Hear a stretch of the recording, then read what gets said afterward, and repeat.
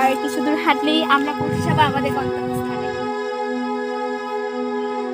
আজ আমরা এমন এক মহারণ্যে অবস্থান করছি যেখানে ধ্যান সাধনায় রত আছেন পরম পূজনীয় শ্রদ্ধেয় ও সুমন শ্রী থেরো, যিনি অরণ্য ভান্তে নামে পরিচিত। এখানে অনেক বুদ্ধ প্রতিবিম্ব রয়েছে, চলুন দেখে নেওয়া যাক।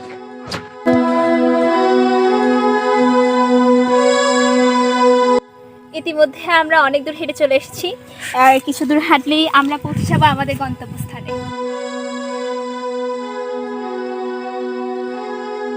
প্রায় 3 কিলোমিটার পথ পাড়ি দিয়ে আমরা চলে আসলাম একটি মনোরম প্রকৃতির মাঝে।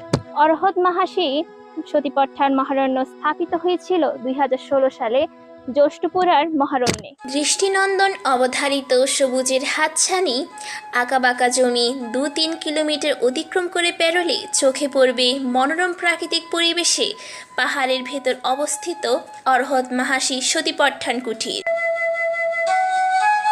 2016 সালে বোয়ালখালীস্থ জ্যৈষ্ঠপুরা মহারণ্যে পরম পূজনীয় ভদন্ত ও সমশ্রী থেরোর পদধূলি মেলে এবং স্থায়ীভাবে অবস্থান করতে থাকেন ও ধ্যান সাধনায় মগ্ন থাকেন।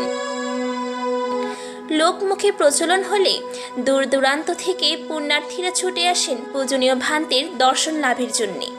ধীরে ধীরে পরিত্যক্ত জঙ্গলে গড়ে উঠল দর্শনীয় স্থান, বুদ্ধের কঠোর তপস্যা এবং সারি সারি বুদ্ধ প্রতিবিম্বের প্রতীক। পাহাড়ের স্নানিধ্যে এমন দৃশ্য চোখে পড়লে মন যেন শুভ্র অনুভূতিতে ভরে ওঠে। সবুজ বৈচিত্র্যময় নান্দনিক এই পরিবেশ দেশের অন্য যে কোনো পরিবেশ থেকে আলাদা।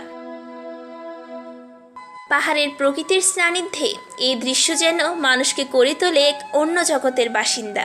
তাছাড়া প্রতিদিন দেশের কোনো না কোনো স্থান হতে দর্শনার্থীদের দেখা মেলে।